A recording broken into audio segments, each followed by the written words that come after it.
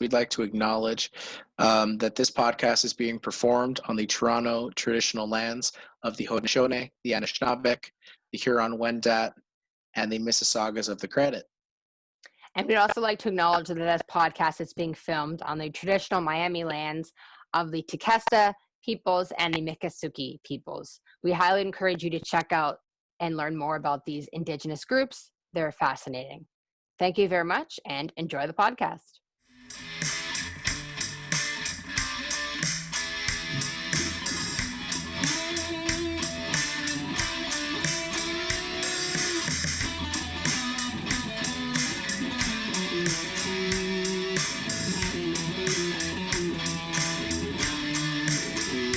Good evening, everybody. Welcome to the latest episode of Cross Continent Chats. I'm your host, Charlie Wayman. I'm accompanied by my friend and co-host, Rachael Bishop. This is going to be our last Continent Chats for a while. We just got a lot of things to do in our lives. Rachel's very busy with school, so it will be our last one for a while, but we will be back. We're just taking a little vacation. So why don't we just get right to it? We're going to start with our first question. Our first question is going to be in the realm of basketball. And as we all know, the Los Angeles Clippers suffered an absolutely historic defeat to the Denver Nuggets, who clearly are the comeback kings of the NBA. They've done it twice now. They've been down 3-1 and they've forced a game 7 and they've advanced. So let's see if they can do that against LeBron James. I'm not sure if they will, but the Los Angeles Clippers clearly have left the bubble with a ton of issues. And the biggest issue is really the performance of Kawhi Leonard. And in the past, I've spoken about Kawhi Leonard and how amazing and how an amazingly defensive player and how brilliant of a player he is, and one of the best in the NBA. But when you go like 1 for 11 in the fourth quarter of Game 7, there's a serious problem. So, in all of this, with this new team with LA, is this really Kawhi's fault, or what went wrong? What should the Clippers do? Okay, thank you, for that, Charlie. It's definitely interesting discussion topic for sure. And yes, I was, of course, raving about Kawhi's performance last year because he was absolutely outstanding with the Raptors, averaging 29 points per game in the playoffs, which he actually did this season, and he was really good in the playoffs. It was a lot of the same. He did pretty much carry that team. But yeah, he totally disappeared in Game 7. For lack of a better term, basically the whole team choked. But no, it wasn't only his fault, to answer your question. He was bad in Game 7, but Paul George was worse. Paul George had, 10 points? Kawhi had 14. I mean, you can't have 10 points in Game 7 of a series that you're you're expected to win, and you're a favorite to win the championship, and you can only get 10 points. I mean, that's pretty bad. And Paul George was signed there to kind of be a superstar with Kawhi, and they were supposed to be a 1-2 punch. And as you have said, and as a lot of people have said, apparently he's a great guy, but he's really not a superstar player. His numbers historically haven't been that good, and it's funny he calls himself Playoff Paul because he hasn't won anything. So I'm not sure how he's Playoff Paul, because he's won absolutely nothing, and I don't even think he's made it past the second round ever. So it's pretty funny. But no, it's not only Kawhi's fault. I mean, Paul George was terrible. Paul George said something about how they didn't really have any chemistry, which, I mean, that sounds a bit like an excuse to me, but I definitely could see that. I mean, I was definitely happy with Kawhi and load management. And I wasn't totally against it when he was coming back from an injury with the Raptors. I thought it made sense. But this season, he was healthy. It didn't make sense for him to do load management to save up for the playoffs. Yes, I get that he wants to save it for the playoffs, but really, if you're healthy, you should play every game. And maybe it's the fact that he load managed so much, and then they had such a long layoff. Maybe that actually hindered the team and meant they didn't have any chemistry. Because if you look at what happened with the Raptors last season, they pretty much had a set team in place, and all they pretty much got was Kawhi and Danny Green, which they had already played with each other for several years, so they had chemistry. And then you brought in Marc Gasol at the deadline, but the core team was already basically in place. Whereas the Clippers, I think they brought in 2 new guys to be their core, and one guy didn't play like a quarter of the game. So maybe it was an issue of chemistry. Maybe they just didn't have enough. I don't know. That definitely could be an issue. But no, I mean, it's not just Kawhi, Paul George. Everyone is really bad. I mean, they had the 6th man of the year on that team, Montrezl Harrell, and he was terrible. I'm not sure what Lou Williams was doing, another former 6th man of the year. I mean, then no one was good that game. I mean, they all just basically choked. They had no points in the second half. It was just god awful. But I also want to point out, maybe it's not just the players. Maybe it was their system. I'd like to point out their coach, Doc Rivers. Now, he gets a lot of people say he's a great coach and all that. He's widely respected. Maybe he's not that great of a coach. He's the only coach in NBA history to coach a team that has lost a 3-1 series lead 3 times. The only coach to have lost 3-1 series leads 3 times. That to me does not signal the sound of a great coach. So maybe it's his coaching and his system more than the players. Basically, he's an NBA version of Bruce Boudreau. That is basically what Doc Rivers is, even though Doc Rivers actually would be better than Bruce Boudreau because Doc Rivers won a championship with Boston in 2008. He did. But Bruce Boudreau has never blown 3-1 series leads in the playoffs. Never. And Doc Rivers has. No, he hasn't. Not 3. No, he hasn't. He chokes in Game 7 all the time. He's never blown 3-1 series leads. That's not part of the discussion. He's done 2 3-0 series leads. He's never lost a 3-0 series lead. He's never lost a 3. It's like 3 Game 7s. No, he hasn't. That's not that. Okay, how many Game 7s has Doc Rivers lost? That's like Game that's 7. No, it's not. We're comparing 3-1 series leads, and it's also a completely different sport. Let me finish my point. So he's done it he did it with Orlando, then he did it with the Clippers back when they had Blake Griffin, and now he's done it again with this version of the Clippers that was supposed to go all the way. So maybe, yes, Kawhi wasn't good enough in Game 7, but he really was the whole team for most of the playoffs. Paul George was terrible most of the playoffs, but maybe it's something to do with the coaching. Maybe it really was the coaching system just wasn't good enough, and basically now they don't have a farm system. I don't know what this is called, a farm system in basketball. They don't have any prospects because they were all sold to get Paul George.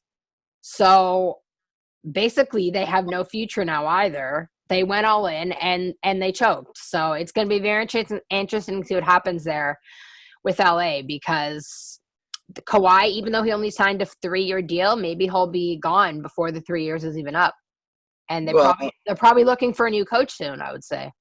Well, I'm gonna touch on Doc Rivers here. Doc Rivers coached a masterful Boston Celtics team to a 2008 NBA championship. But you got to look at the top 3 players on that team.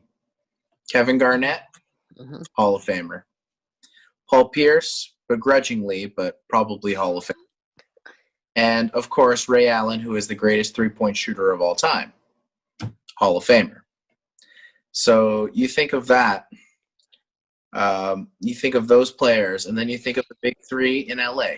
Kawhi Leonard, probably a Hall of Famer. Probably. Paul George, definitely not a Hall of Famer. Definitely not a Hall of Famer. And then you look at, of course, Montrezl Harrell's not a Hall of Famer. Lou Williams, probably not a Hall of Famer. You look at Zubac. Zubac is too young to be proven to be a Hall of Famer. That's pretty much it, you know. It's just a show of talent. It's just a show that they have some stars, but they don't have any superstars or, you know, ability. So yes, even though Kawhi did carry the Toronto Raptors team last year and everything else, he still had Pascal Siakam scoring 30 points. So He did. yeah, he's a star. I would actually compare the Kawhi Leonard situation now to the Dwayne Wade situation. Dwayne Wade, we know, is a Hall of Famer, and he's one of the greatest players of all time. But when he was with LeBron James in Miami, LeBron James would have a great game, but Dwayne Wade would still get 25 points, 30 points. Usually when one of the guys would not score well, they wouldn't win. Mm-hmm. Or Dwayne Wade has a great game, Chris Bosh has 35 points, the same game. So even though, it is a 1-2 punch, and I agree, but you can't be a 1-2 punch when playoff Paul doesn't show up. It's more like a pandemic. It's more like pandemic Paul. Not even PG-13. He's not even hardcore, so he doesn't show up. So how can you have a supporting cast and he can, you can only be as good as your star? Yeah. How can you have a supporting cast like that? Of course, going 1-4-11 in the fourth quarter is absolutely abysmal, Kawhi, and that's terrible. He was bad. He was bad. He was bad, but I think it's just Paul George. I knew from the beginning Paul George was going to be the wrong move, and I'm being proven right in this one. But not all on Kawhi, but also Kawhi. No. It's the wrong time, man. He's been in Game 7s. He's been. Yes, he did the shot. He did the shot. Yes. He's had the experience. He has 2 NBA Finals MVPs. And he's won 2 championships. He knows what to do to win. Exactly. That's why it's even more disappointing, because he knows what to do to win. That's why it's so disappointing. It's his team. Maybe I love Kawhi, and I think he's a great guy and a fantastic player, but maybe he can't be the guy. Like, if you look at it in Toronto, like Kyle Lowry was like the de facto leader. You know what I mean? Like, off the court. I know he wanted to go to LA, but he either should have stayed in Toronto or should have gone to another team. He could have gone to a system with a support system. Mm-hmm. You need a team that has support system. And I know I'm biased, but you got to look at the Miami Heat. Jimmy Butler doesn't have to score 30 points a night, 25 points a night. He had 10 points in a playoff game, but because everybody else supports, there's such a team-oriented organization and franchise. Look at them. He would do well with Jimmy Butler, I think. Well, and they're absolutely storming the playoffs. They're 10-1. 2-0 on the Celtics? Yeah. I think and Miami did look into Kawhi. Obviously, the money was a little too much, but of course, I'm sure everyone looked to Kawhi. But I still think Kawhi should have stayed in Toronto because he had something good in Toronto. Yes, he had an entire country. Literally, an entire country was like, we were honestly ready to fall head over heels. Like, Kawhi, whatever you want, we will do for you. Like, the whole country went absolutely bananas. Exactly. I've never seen a country go bananas for one player like we went bananas for Kawhi. Like, yeah, he had something so good in Toronto. Yes. Just decided to go home, and this happens. He was offered free food at multiple restaurants for life. Kawhi and dine. He was offered the Kawak. He had the Kawactus. Like, no, you guys definitely went nuts over him. Yes, and I get why, but he's at a point where he's stagnated, and he's probably regretting his decision to sign with LA. But we'll see what they do. I'm not really sure Doc Rivers is the answer, but I'm not sure if if he deserves to be kicked out. I really don't. But who knows? Who knows? But anyway, we've been too much on this topic. Yeah. Now we're going to move into my segment of the week, which is sports spectacles.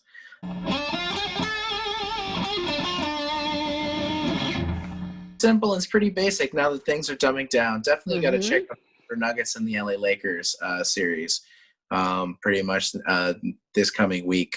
It's going to be exciting. Who knows? Maybe Denver will do it again and go to Game 7. Hey, led by Canada's Jamal Murray. That's right. Pride of Kitchener, Ontario. Good old Ontario boy. That's right. Yeah, led by Canada's Jamal Murray as well as Nikola Jokic. Right. And he's been fantastic as well. Let's not forget about him. Eastern Uh, European lad. so definitely check that out because it'd be great if LeBron loses. That would be amazing. That would be fantastic. Of course, the other series that I still think will go to 7 games because it is the way it is definitely the Miami Heat and the Boston Celtics. I know I'm a Heat fan and I'm absolutely enjoying this moment right now to be 2-0 on the Celtics, but there is no freaking way that they're just going to bow out. That team is too good, and you can see flashes of brilliance in each game where Miami couldn't keep up. That team is too good to be down 2-0. I think they're definitely going to make it a series, probably starting with the next game. But we'll go into soccer now that Premier League's coming back. So definitely, I'm sure Rachel has a lot on the marketplace in terms of soccer.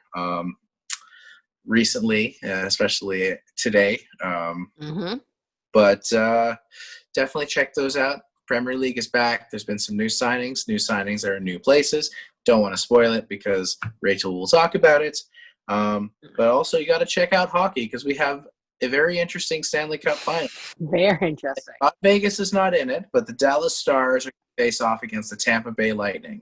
Finally, Tampa reaches the Cup final once again. By beating the Islanders in 6 games. I'm really hoping Tampa can win this one. Should be a battle of speed versus the Dallas Stars. I can explain this. So essentially, with just the simplicity of it all, definitely those are my sports spectacles for the week. You should check them out. You should also be checking them out. Actually, I forgot. You should be checking out MLS as well, especially Inter Miami. They're going to be a very exciting team in the next week or two. So we are going to go now into our next question discussion topic. Okay. I'm going to go into the realm of hockey. So pretty shocking news today. Today being Friday, the 18th. Yes, thank you. It's been pretty shocking news by the Minnesota Wild.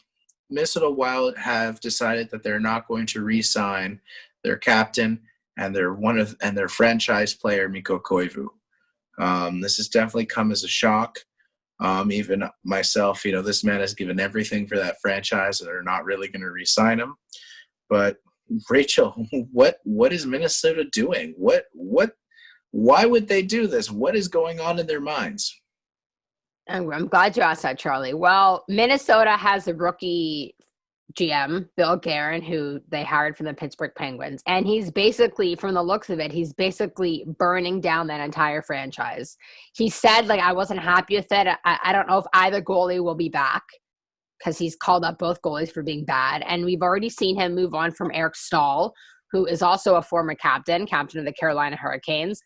Traded him to the Buffalo Sabres. Somehow, I don't know how Pittsburgh didn't get him, especially with the Jim Rutherford connection. But that's a fantastic trade for Buffalo. So right away, I don't know what you're doing. He's still a good, serviceable two-way center.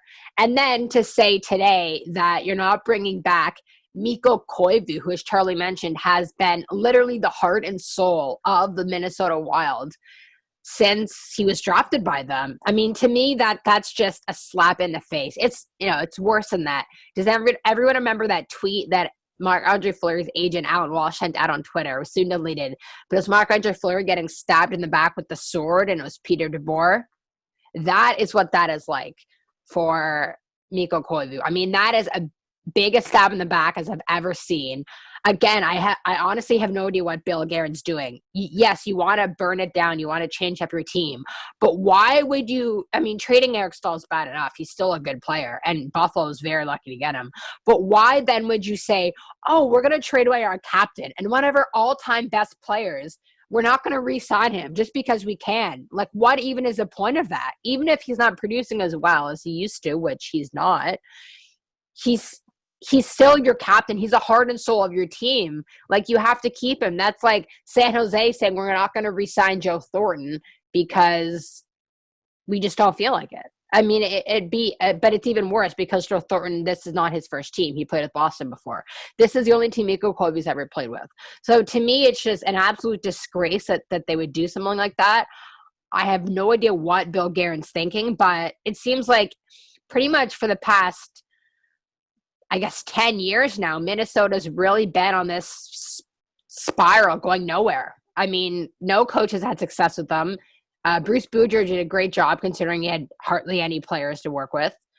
Paul Fenton was fired really after a year after getting there as GM, and then Bill Guerin had to undo everything he did, and now he's just burning it down again. I mean, they've had this never-ending wheel of basically no success, and it's a shame because that is the state of hockey, and that is a team. That's a city that's already lost their team once. The North Stars moved to Dallas, and then they got the Wild back in 2000, and they already lost Marin Gaborik, and now they're losing Mikko, back when he was there, and now they're going to lose Mikko Koivu. And that's a team, and those are fans that they've never won a Stanley Cup. And since Minnesota is basically Canada North, because it's very similar in terms of climate, and as I've said, it is the state of hockey, they need some success. And it's just a real shame that they've basically just been going on this downward spiral, or really the spiral to nowhere. And nothing, great. They got Zach Parise and Ryan Suter in 2012. They got the two big free agent fish. They signed them to obscene contracts, by the way, and there's no way they're finishing out those contracts. And they basically handicapped them, and they got them, and still they can't do anything. And now they're old, and they're not producing, and those contracts have basically handicapped the team. And they can't really sign anyone else. Trading Charlie Coyle to Boston was also a bad move on their part as well.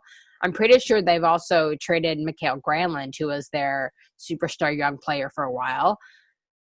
They just have not had a lot of success lately, and I don't know what GMs have done there, but there obviously something's poison in the forest over there in the Wild, because they're just running that franchise into the ground, and Bill Guerin is not off to a great start, and he doesn't have any experience running an NHL team. So I'm not really that surprised he's doing that badly of a job. Yeah, he ran the Wilkes-Barre Scranton Penguins, but it's very different. And I know he was in a big role in Pittsburgh, but we thought Jason Broderill was going to be the next big guy when he was in Pittsburgh. And look at how well that turned out. So maybe Bill Guerin's not, the big hotshot guy we thought he would be either. Again, it's too early to say, but just these are mind-boggling decisions. And I don't even think they have a coach, if I'm not mistaken. Yeah, I don't think so, because, Boudreau left. But what hurts me is that player, he's been nominated for Selke. He has done everything he can for that team. He has been on good Wild teams. Yes. He's been on terrible Wild teams. He's led that team. That is his heart and soul. One franchise guy. One of the better two-way. In his prime, Mikko Koivu was one of the better two-way players in the National Hockey League. Yes. Very classic guy off the ice as well. Exactly. Same with his brother Saku, who was an absolute star, just as a person, as well as captain of the Montreal Canadiens. But what gets me is, I know that he's older. I know that he's old, and I know that he's not ever going to produce like he used to. No. But the least you can do is just have him retire as a Wild. At least you give him some contract or something. Mm-hmm. For all he's done for the team, he's at least deserved that. A 1-year deal, a 2-year deal, something. That's the least he deserves. Sure, it won't be big money or anything, but it's the least he deserves it. And just for sticking with that team, I can consider them a dumpster fire franchise, really. But I'm very shocked, and I think it's totally insulting, and I can't imagine what he's feeling right now. It's totally insulting. And now he's going to he might test the waters of free agency, and that's going to be the first time that he's ever going to do that, and that's going to hurt, and I've never been a fan of franchises just burning bridges like that. No, me neither. With their former star players. I think it's just wrong, because those star players mean a lot to that hockey community. Well, I'll take an example with Florida. Of course, another former Finnish player, Ole Jokinen, was an absolute Florida Panthers. That's right. He's been working with the Panthers organization. He actually now has a hockey school in South Florida, and they were funded by the Panthers. Now, because of a contract dispute, the Panthers have totally cut off his hockey school, and he's had to find other funding elsewhere. So he's actually broken ties with the Florida Panthers, which, growing up as a Panthers fan, he was like one of my heroes as a kid. He was definitely one of the players I really loved to watch. So really, I never was a fan of franchises just burning bridges and making hasty moves like that, especially to former players that were important to that community at some point in their career. The Leafs have done the same thing.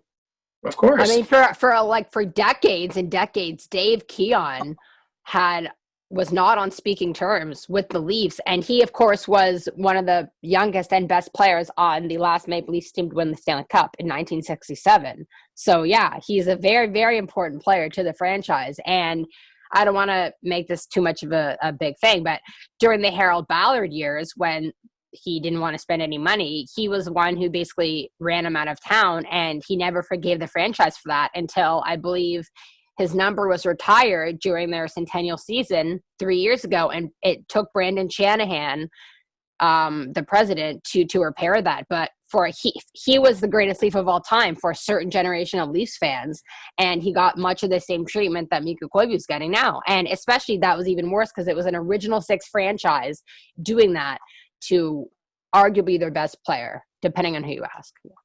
So. Yeah, and and another one to really touch upon is the feud with Mario Lemieux and Jaromir Jagr. Oh, that's just so petty, so exactly. petty. That's a total feud between that, and I think it was heartbreaking to see Jaromir Jagr come back as a Flyer. It was horrible. And the only reason he came back as a Flyer is because to stick it to Mario Lemieux. Yeah, because the Penguins wouldn't sign him, and they still haven't retired his jersey. And that's horrendous. Yeah, it's totally atrocious. It's very petty on Lemieux's part. So it's that, and especially now Lemieux's not a player anymore. He owns the Penguins. Yeah. You kind of have to, especially Jaromir Jagr, who won I think 2 Stanley Cups with them or something. Yeah, back to back. You gotta make those reparations, because if not, it's like the Cavaliers not repair. They had to repair something with LeBron James. Imagine how stupid are you going to look? Anyway, so I feel for Mikko Koivu, and I hope he finds a little bit of solace in all of this, because he definitely does not deserve the treatment he's getting. And with that, we're going to go into the marketplace. So anything transfers, anything related to hirings, firings, signings, re-signings, that is all Rachel's domain. So take it away.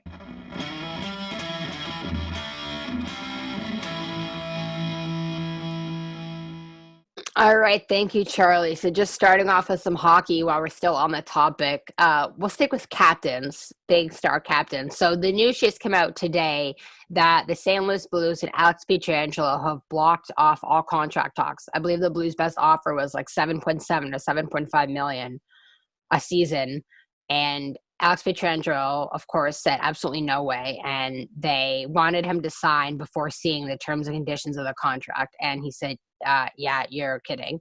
And so now they've broken off all contracts, and it looks like he's going to test free agency, which would be huge because as we know now in hockey, we don't get many big name free agents anymore because players tend to lock up with their teams. So he would probably be one of the biggest free agents in a while, really, well, after John Tavares, but which was another huge deal. So if he ends up going to free agency, that would be a massive deal. And there's a certain team in blue and white that would like to get him back. Not get him back, but would like to sign him. That would be the Toronto Maple Leafs, because he is, of course, from Ontario, and they would like to sign their not homegrown, but their local youth. And of course, he's won a Stanley Cup.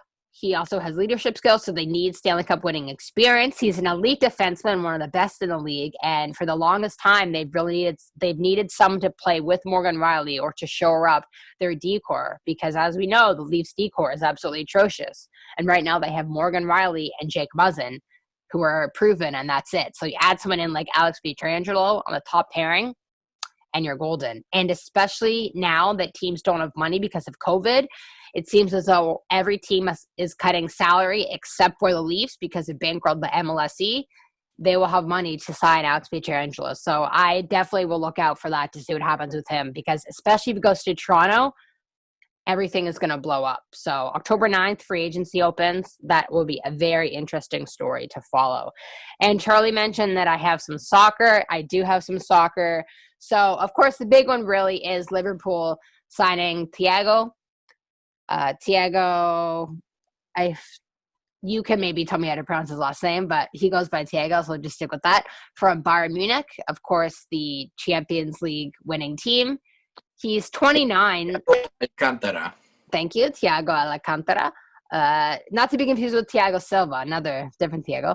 He's 29, so he's a bit of an older player that Liverpool would sign. But 29, as we know now, players are in way better shape than they used to be, so players are playing later, and he is still very effective for a 29-year-old, which is usually older in soccer, and he'll be a really great addition to the midfield.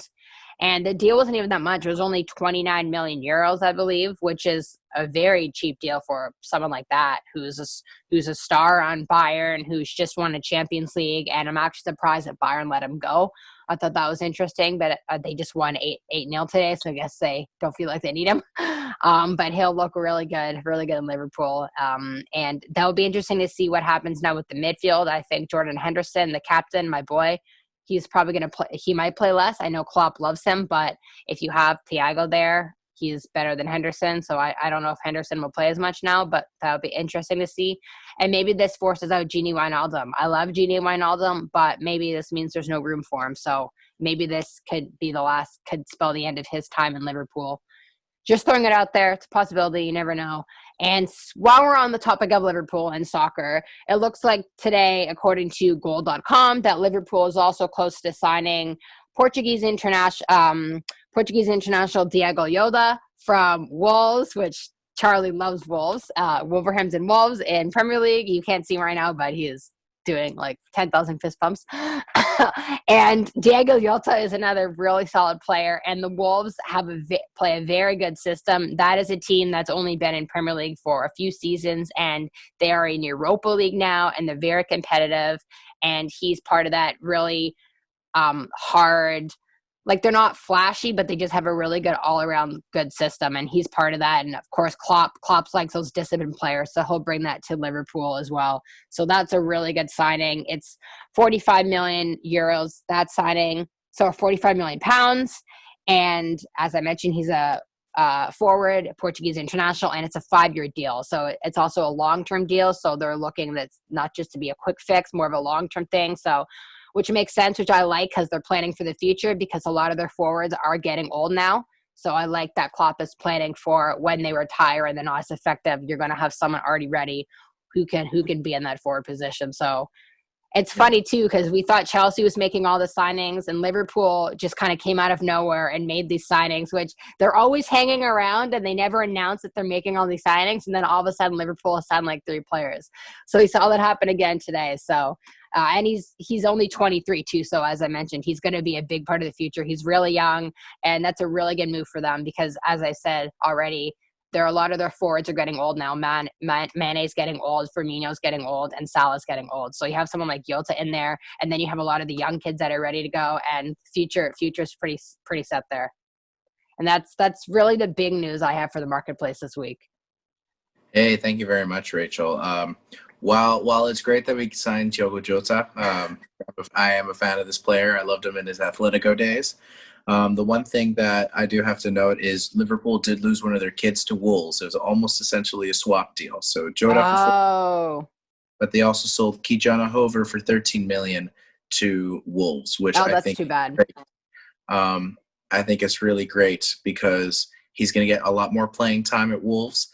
He was really the next backup guy, but then Nico Williams showed up on the map. That's right. It's just terrible luck for him. And it looks like chances are Harry Wilson and Marco Grujic are going to go elsewhere. I read that, yeah.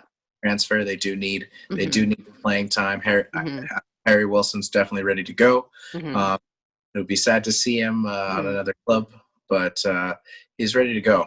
And speaking of someone else who's probably leaving, sorry, a lot of these in arrivals mean it's probably the end of our boy Jordan Shaqiri in Liverpool.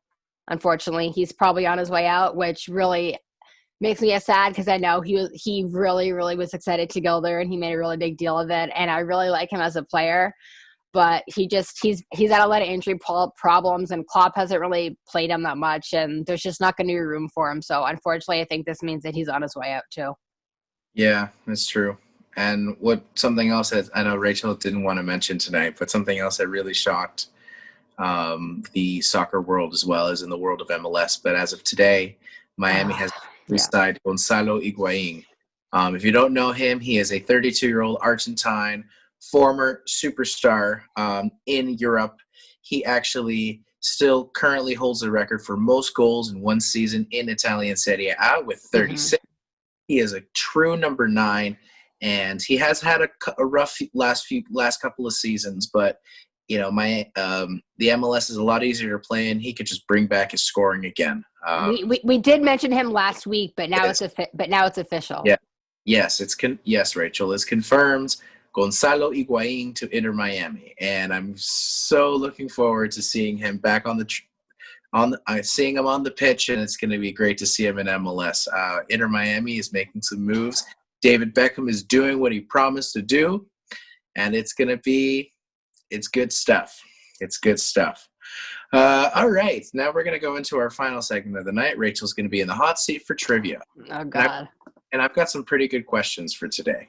Sweet. I think she should get some of them. Sweet. Okay. In 1991, the NBA world was shocked when a player had to retire early because, I blanked there. In 1991, the NBA was shocked because a player had to retire early because he contracted HIV. Who was that player? That would be Irving Magic Johnson. Correct. The LA Lakers. And that team, if I'm not mistaken, was coached by Pat Riley. Correct. Now, what sport in the world is labeled the king of sports? The king of sports? What sport has the name the king of sports? Is this like a well-known sport? Mm-hmm. Like it's popular? Yes. Very. Very popular. Football? Like American football? No, the king of sports is soccer. I've never heard it called that before. It's the king of sports because it's the most viewed sport in the world. It's the most popular sport. I've never heard it called the king of sports. Interesting. Yep, it is called the king of sports. Okay. Number 3. How many inches is the diameter of a hoop in an NBA basketball hoop? That's a trick question. How many inches wide? How many inches? How many inches is the diameter of a basketball hoop? It's bringing me back to math here. It's not that bad. I honestly have no idea. So just tell me. You're half American. You can figure out inches. I don't know what it is. Tell me. 18. See, I wouldn't have guessed that. I know inches. I just don't know how big it is. Okay, fine. How about I give you something easy? Well, I got the question wrong, so just give me a different question 4. No, I'm going to give you something easy, like the next question. Okay, sure. Who is the captain for Pittsburgh's first Stanley Cup? The captain for the first Stanley Cup? Mario Lemieux. There you go. That was my next question anyway. Okay. An easy one. Okay, and then the last question number 5. Is this easy? Is this hard? I have 2 right so far, right? Yep. I feel like it's a medium. Right. No, yeah. No, you have 2 right. You have 2 right. I feel like since it's 5, it's going to be hard. You feel like it's going to be hard? Since it's the last question, yeah.